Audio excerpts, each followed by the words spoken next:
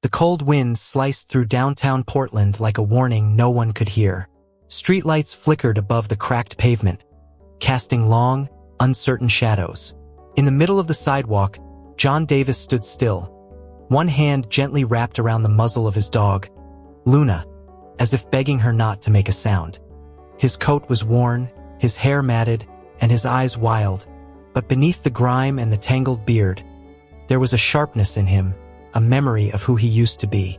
Luna didn't bark. She never did. But tonight, her body tensed in a way John hadn't felt since the war.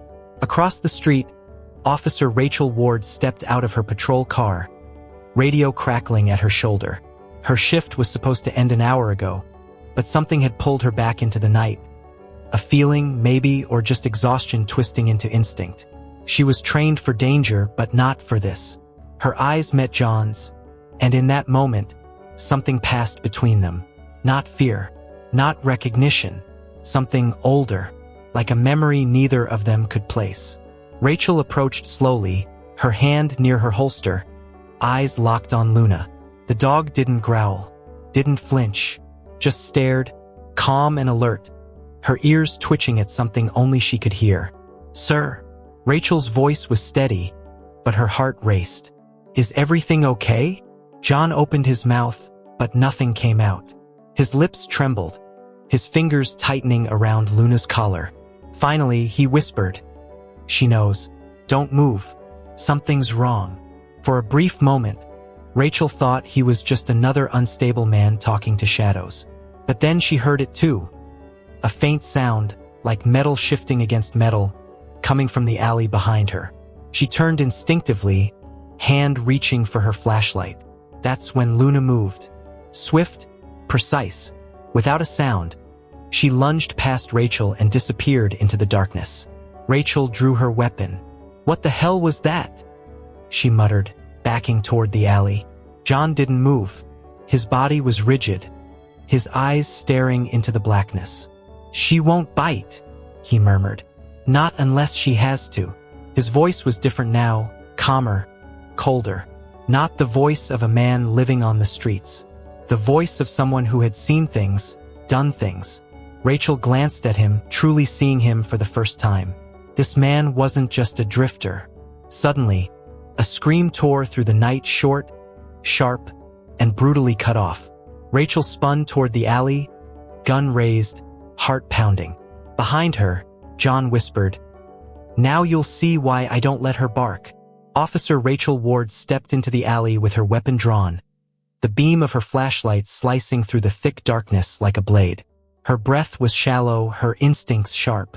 Trash bins lined the brick walls, graffiti faded and curling with age. But the silence was the loudest thing she heard. No movement, no Luna, no sound of a struggle, just the echo of her boots and the taste of fear in the back of her throat. "Luna?" she called softly, but even her voice seemed to vanish into the shadows. Behind her, John Davis hadn't moved.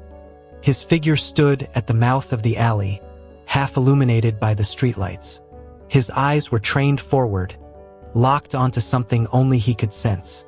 Rachel turned briefly to speak to him, to demand answers, but the look on his face stopped her cold.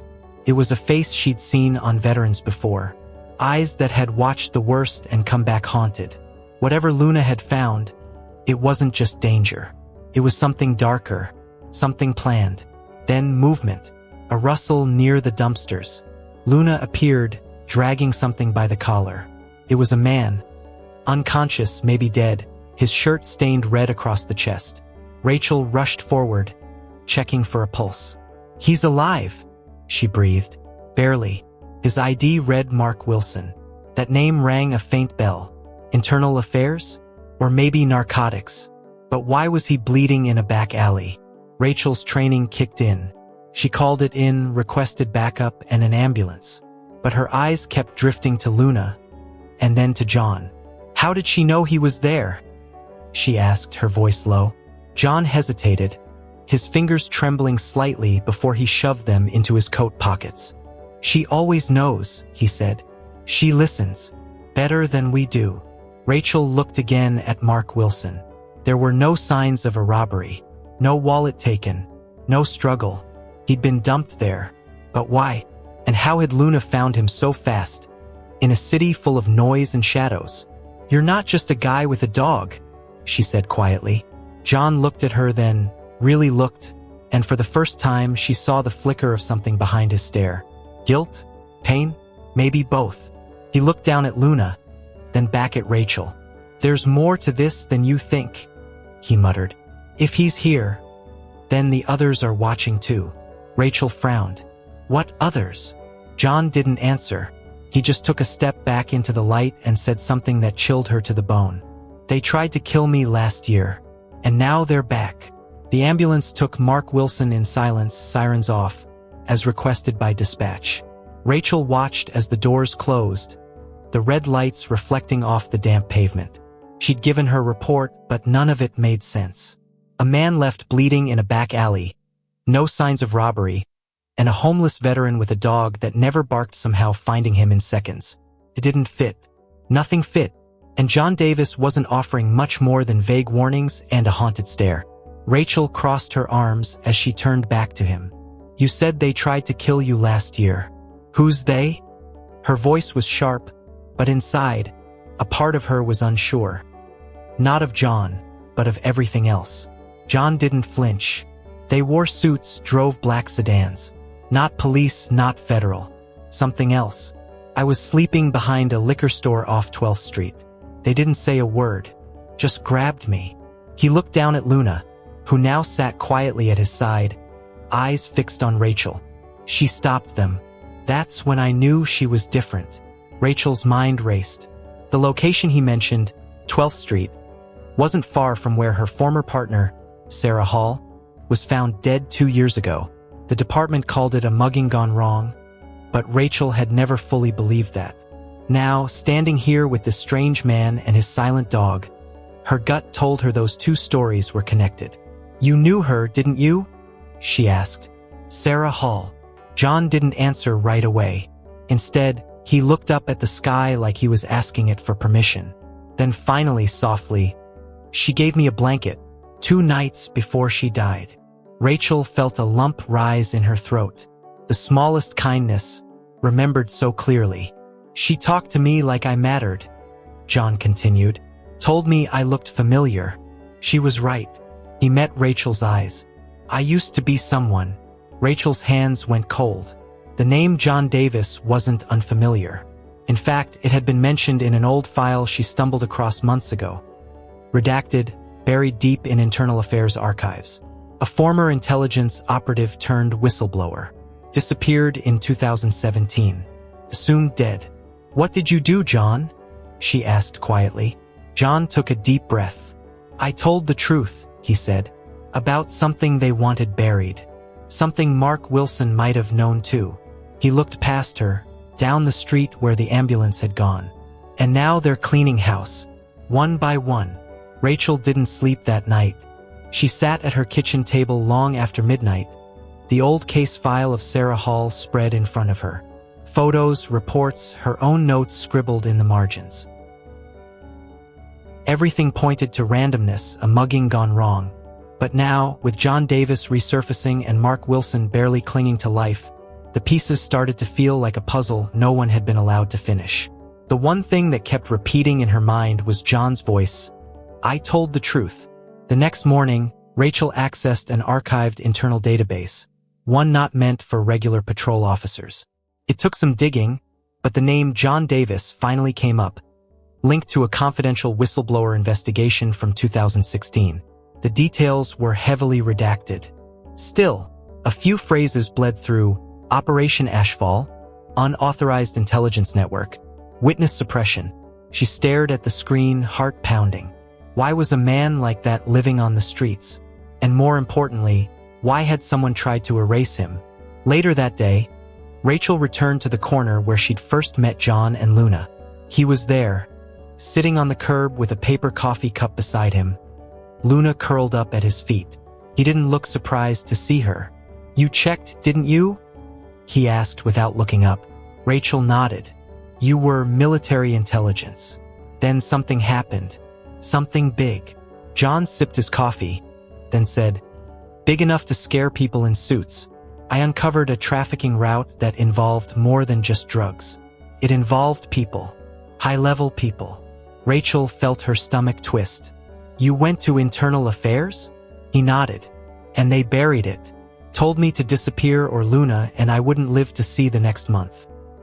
He looked at her with eyes full of memory and pain. So I disappeared.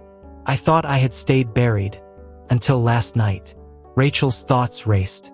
If what he was saying was true, then Mark Wilson, now unconscious in a hospital bed, was likely a second whistleblower. And if they found Mark, others could be next. A sharp ring broke the moment. Rachel answered her phone. It was Julia Evans, a nurse at the hospital and an old friend. Rachel, Mark's awake, she whispered. But he's asking for someone named John Davis. Repeatedly. Rachel's eyes met John's. He already knew. She could see it in his face. Luna stood up beside him, sensing the shift in energy. Calm but alert. John rose slowly, brushing dust off his coat. If they didn't finish the job, that means he still has something they need. And if he gives it to me, he paused, looking down the street. They'll come for all of us. The hospital room was dimly lit, the blinds half closed, blocking out the harsh afternoon sun. Machines beeped softly beside Mark Wilson's bed, their rhythm steady but fragile. Rachel Ward entered first, badge tucked away, her demeanor calm. Behind her, John Davis stepped in slowly, hat in hand, while Luna waited quietly by the door, sensing the tension.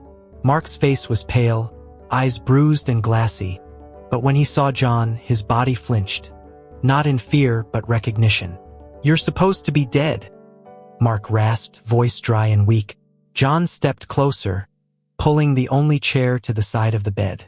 So were you, he replied.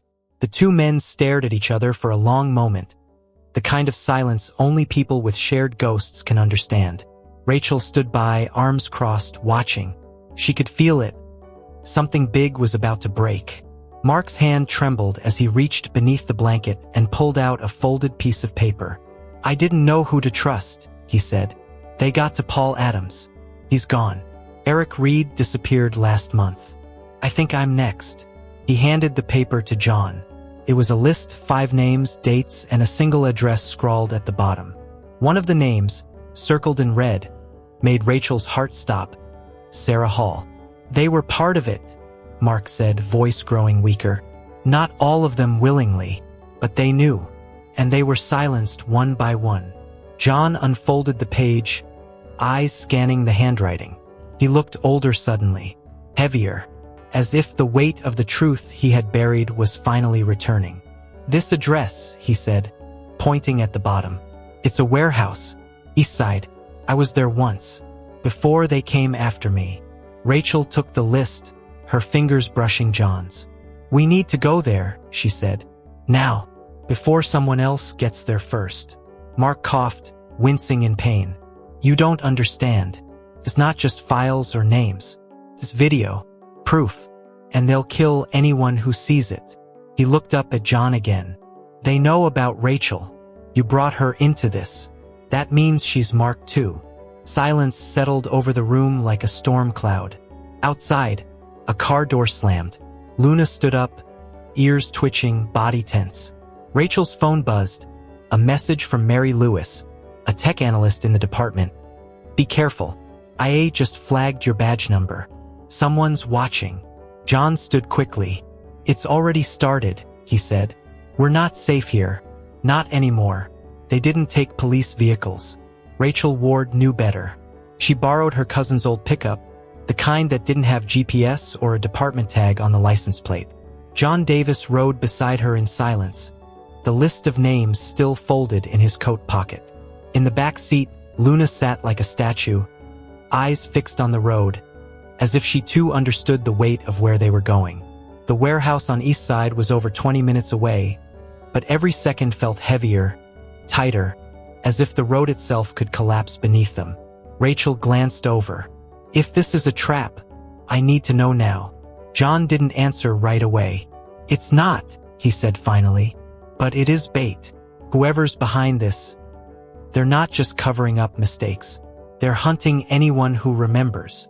He paused, rubbing his palms together slowly. I buried everything I knew 10 years ago. That building was the last place I saw truth with my own eyes. After that, only darkness. They arrived just after sunset. The warehouse sat on the edge of an industrial park, long abandoned. Graffiti covered the walls. Rust clung to the metal doors. The chain-link fence surrounding it had been cut in one corner, recent. Rachel drew her weapon, flashlight in the other hand. John grabbed a crowbar from the truck bed. Luna followed, low to the ground, every muscle alert. No sirens, Rachel whispered. No backup. We go in, we get out. Inside, the air was heavy with dust and oil. Broken glass littered the floor, and the smell of mold clung to the walls. In the back of the warehouse, behind a false panel, they found a stairwell, leading underground. John's breath caught. I remember this, he said. They used to call it the room. Files, drives, cameras. It was all here. He started down the stairs without hesitation, as if the years hadn't passed at all.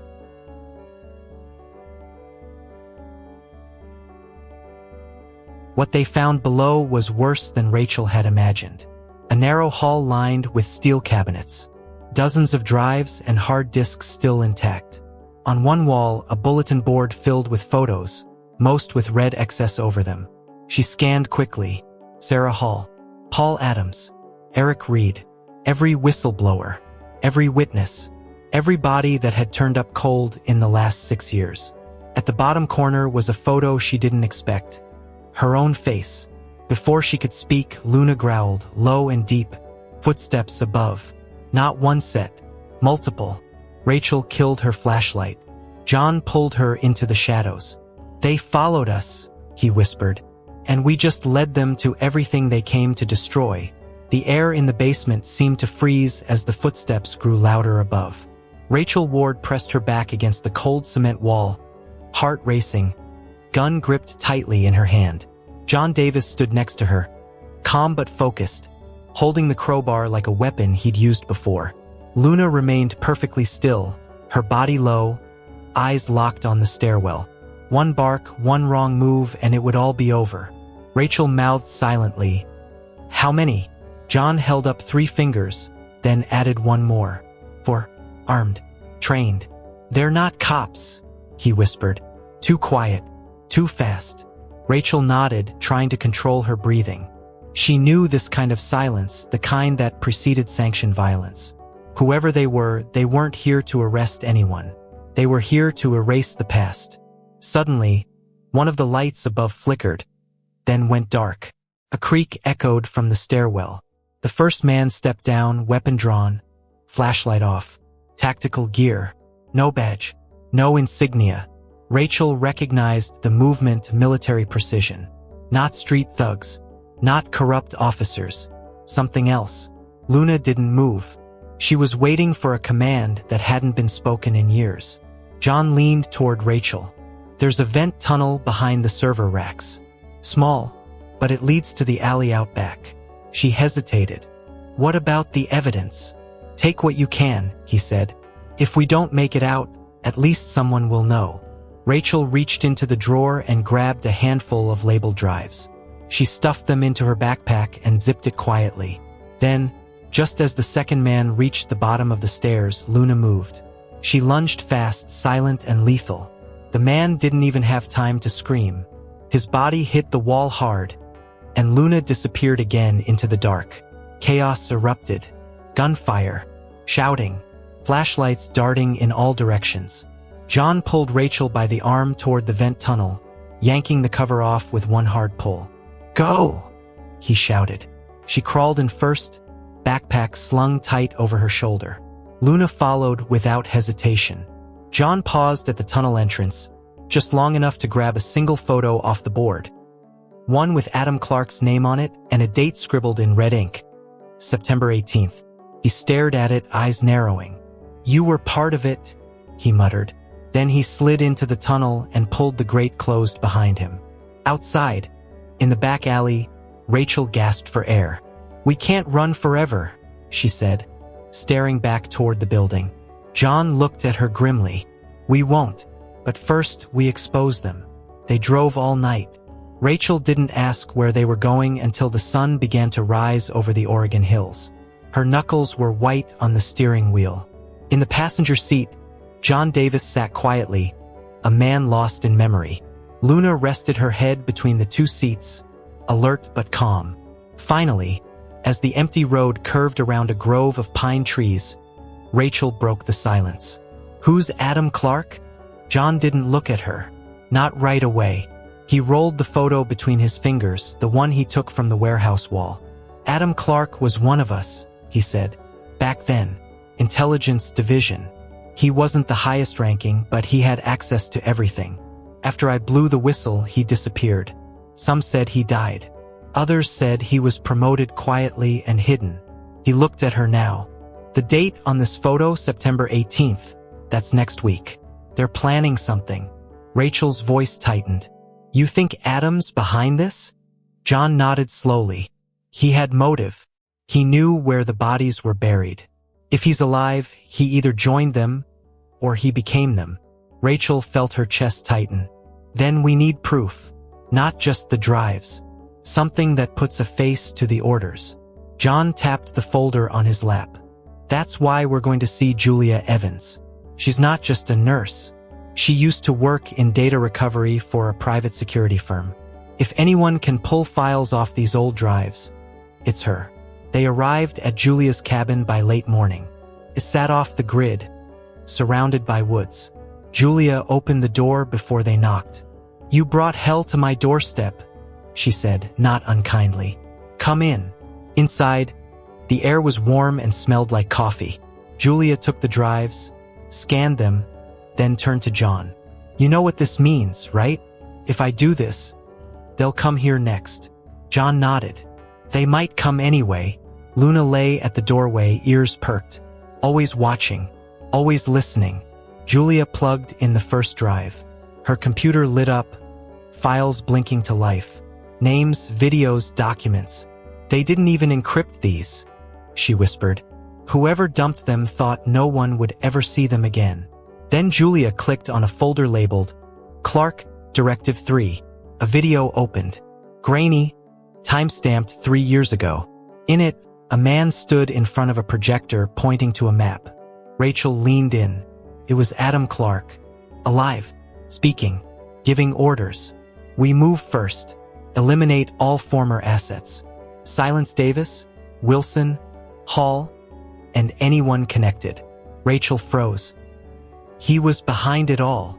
John looked at the screen, jaw clenched. And now we show the world. The video changed everything. Rachel Ward sat in stunned silence as the final frame froze. Adam Clark, alive and calm, speaking as if he were untouchable. The sound of his voice echoed in her mind. Silence Davis, Wilson, Hall. That wasn't just strategy. It was execution. Cold, calculated, personal. She turned to John Davis, whose eyes hadn't moved from the screen. We can't leak this to the press, she said. It'll disappear before it ever goes public. John nodded grimly. Then we don't leak it. We deliver it to someone who can't ignore it. They made the decision quickly. Mary Lewis, an old contact of Rachel's at a federal oversight office, was their only real option. She wasn't part of the department. She couldn't be bought. But getting to her meant one last trip back into the city. They'll be waiting, Julia warned. They're watching the hospitals, the station, maybe even your house. Rachel zipped the backpack with the drives. Then we'll go where they're not expecting us. Directly to Clark. John turned to her. You sure? Rachel's jaw tightened. He made it personal. Now so will I. They found Clark's current base of operations, a supposed private security firm downtown, using information embedded in one of the drives. It was clean, quiet, too polished. A false front. Rachel parked in an alley 2 blocks away. Luna stayed in the back seat, tense but silent, as always. We do this fast, Rachel said. One chance. John nodded. He'll have guards, but he won't expect us to walk through the front door.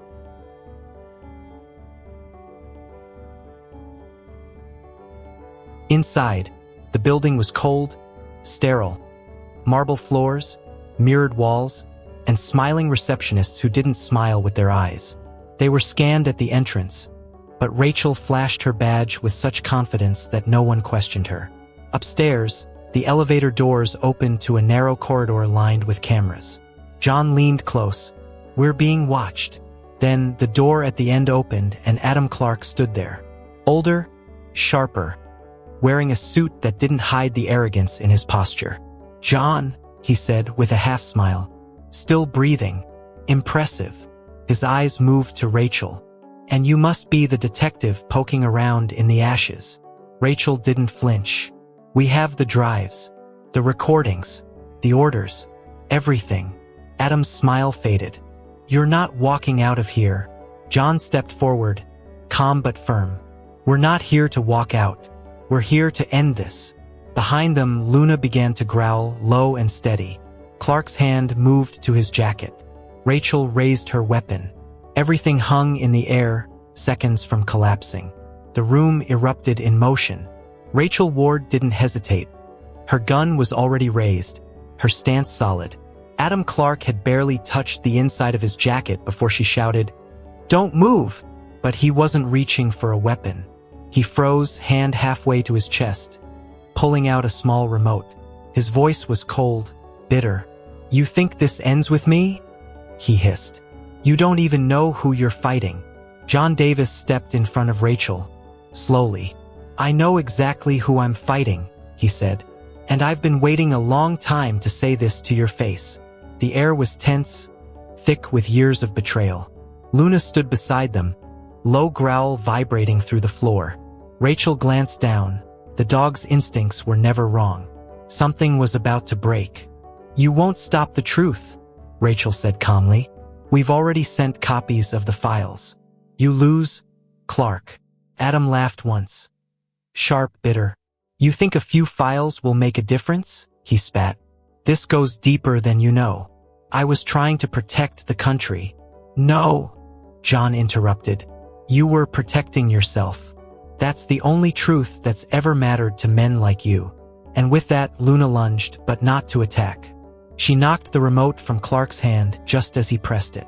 Clattered to the floor. No explosion. No backup. Nothing. For the first time, Adam Clark looked unsure. Vulnerable. He backed into the wall, eyes darting. "You'll be dead by morning," he whispered. Rachel stepped forward, cuffs in hand. "Not this time." She arrested him herself, read him his rights with a voice clear and steady. As she clicked the cuffs closed, the weight of everything. Sarah Hall's death, Mark Wilson's warning, Paul Adams' disappearance, came crashing into her chest. It was over. Finally.